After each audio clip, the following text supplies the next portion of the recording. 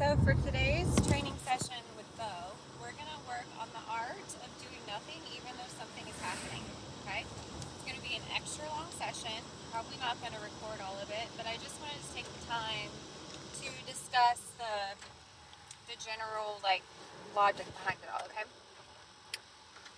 Beaux is a very easily excitable dog. Sorry.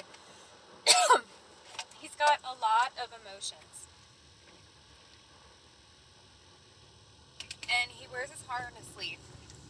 And I think that that's part of the issue with him, is he is a lot, right? When you first glance, he's a lot of dog, and he's huge.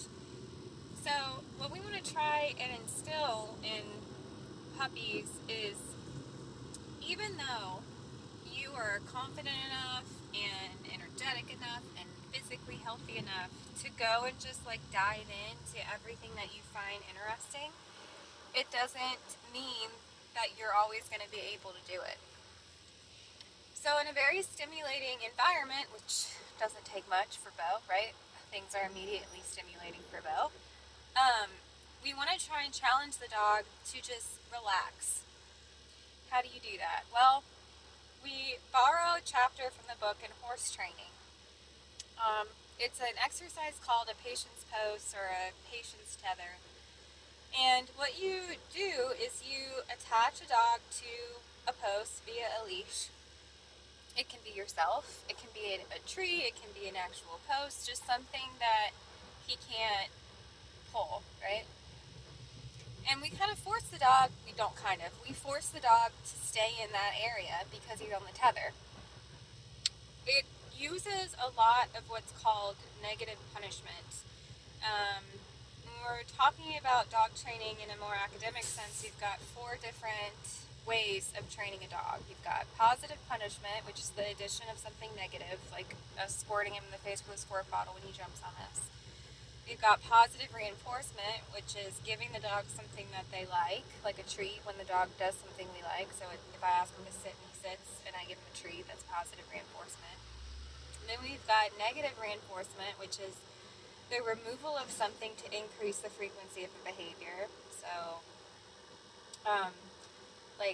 for leash pressure, when I remove the pressure on the leash because the dog sits or doesn't pull anymore, I'm increasing the chances of the dog doing a loose leash walk behavior.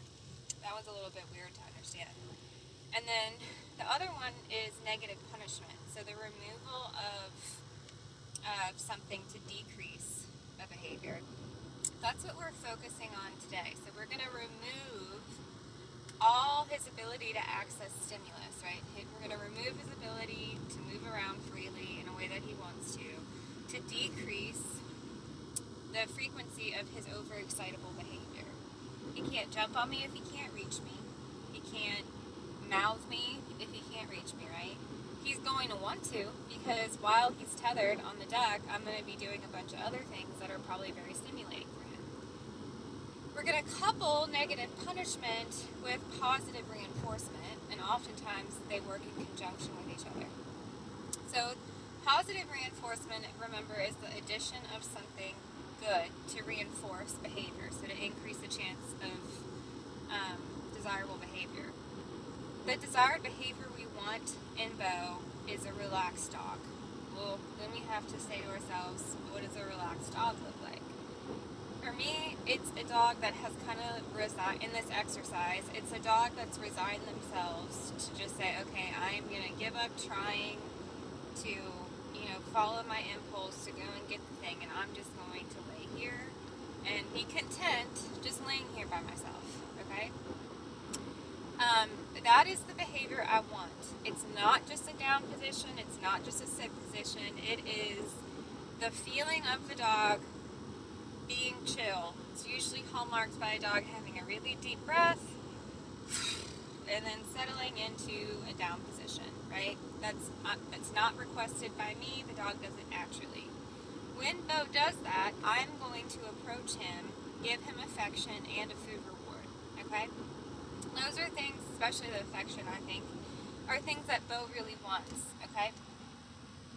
And then what we try and do is measure the time between successful repetitions. So when he is reinforced for the first relaxation, if that takes 10 minutes, we hope that the next rep of, or the next instance of successful behavior might happen 8 minutes instead of 10. And then we successfully have it decrease until he's immediately kind of defaulting to this relaxed position when he's out tethered. Okay? How this can apply to your house, I think, is going to be super important. I mean, I'm assuming you guys have a fenced-in backyard. I would definitely use that to your advantage. Like, if you can't handle Beaux in the house because you're dealing with taking care of your husband or have guests over, all that stuff, or just had a bad day, if you can put him outside and he can't hurt you guys, right? We don't want him to be outside all the time, though. I'm sure you don't want to. I'm sure your husband wants to see him and you want to see it. So when he's inside the house, I think practicing tethering for him is going to be very important for managing him and his behaviors, okay? So I want to try and really get him acclimated to the idea of tethering during his board and train, so hopefully it can translate better over to you in your house. Some people think tethering is cruel. I think it's more, if I were a dog, I would rather be tethered than in a crate in a basement or in a crate in a back room, right? When I'm on a tether, when a dog's on a tether, they can have, that whatever foot radius that tether is. So if he's on an 8-foot leash, he can have 8 feet radius, right?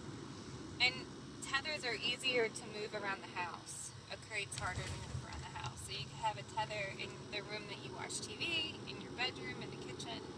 Tethers can be so much more versatile. So I want to try and get him really good at that for you.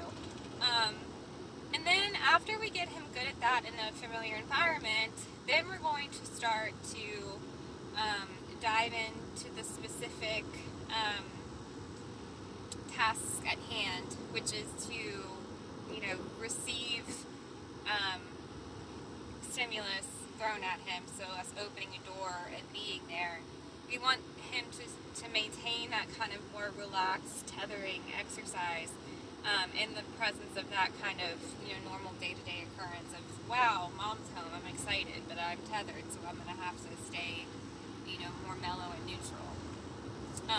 That's kind of what we're going towards. And just like the other day, this exercise is very foundational, right? Yesterday I established a working relationship with Beaux and got a better feel for how he learns.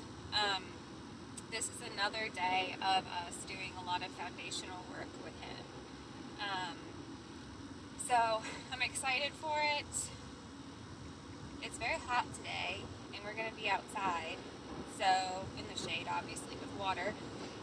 But I'm hoping that he's going to get more tired because it's hotter out, and we'll probably get more instances of him relaxing faster because he's more tired, which will be good for us and his learning. So the more that he can naturally offer a behavior and I capture it and reward it, that's how learning can take a foothold, and he starts to understand, if I relax, I get attention, right? So we're going to use that to our advantage today. Yesterday we went for 15 minutes before I had to go to another appointment, so today we're going to go a lot longer, 45 minutes to a whole hour. So wish us luck.